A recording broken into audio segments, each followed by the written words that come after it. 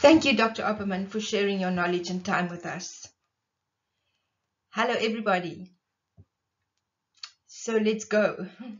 Attending ECTRIMS 2025 in Barcelona was a true milestone for us in South Africa.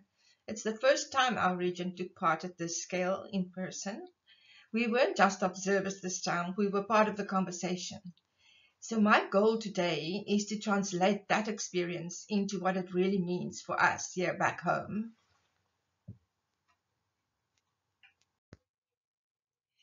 Being there made one thing clear. Representation really matters. When Africa is in the room, we add perspective that's often missing. You know, the lived experience of MS in diverse resource-limited settings.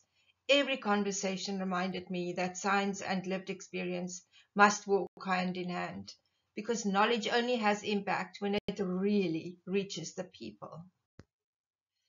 One of the strongest themes this year was PIRA, progression independent of relapse activity. It's the silent worsening of MS, where disability builds even without relapses.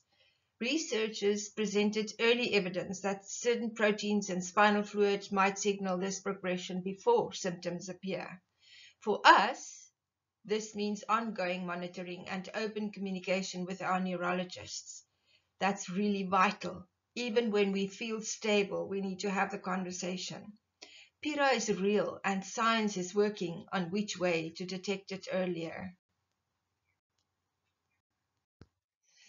Another important discussion on the table was focusing on menopause and MS.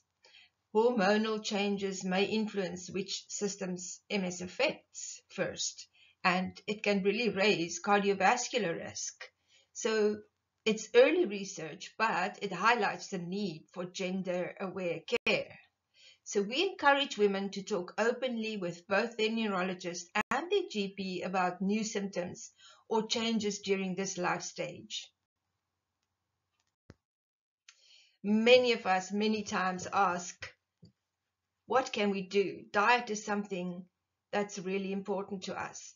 A large study showed that people who ate more ultra-processed foods, packaged snacks and soft drinks, ready meals, stuff like that, had more relapses and lesions.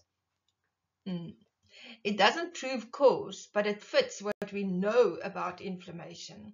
The takeaway was we can't control everything, but we can make small, steady choices toward fresher whole foods for our MS and for our overall health, of course.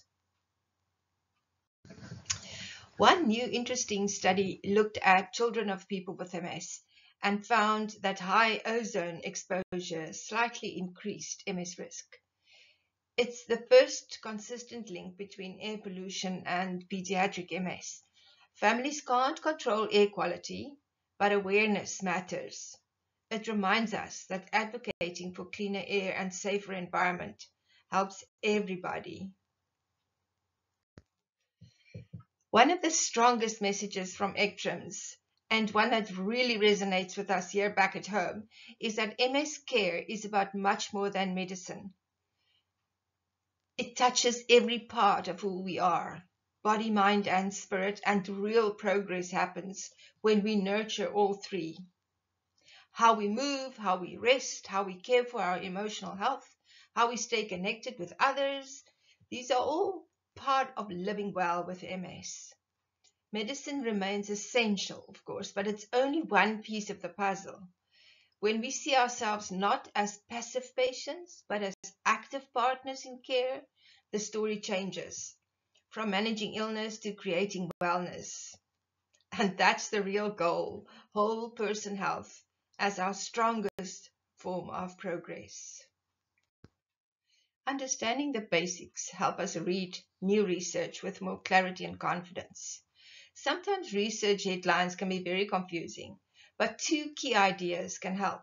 The statistical significance means the finding is probably not due to chance, and clinical significance asks whether it's big enough to make a real difference in daily life. There's also a difference between relative and absolute risk. A 50% reduction might sound dramatic, but if risk drops from 2 in 100 to 1 in 100, that context really matters.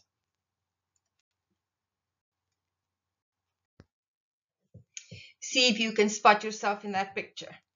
It was our Johannesburg group having a good time a year or so ago. The biggest lesson from ECTRIMS is that progress isn't always visible. Whether it's biomarkers, diet, or women's health, each finding adds to the foundation of better care. Science is slowly catching up, but people with MS already know our journeys are complex, unique, and deeply human. ECTRIMS 2025 brings encouraging and thought-provoking findings, from early biomarkers of progression to lifestyle factors like diet, women's health, environmental influences. For patients, the key message is research is moving forward. And while not every discovery changes care today, each step builds the foundation for better, more personalized treatment tomorrow.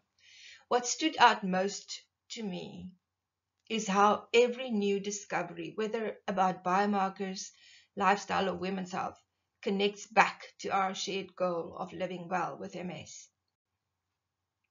Thank you for watching that brief reflection from ECTRIMS 2025.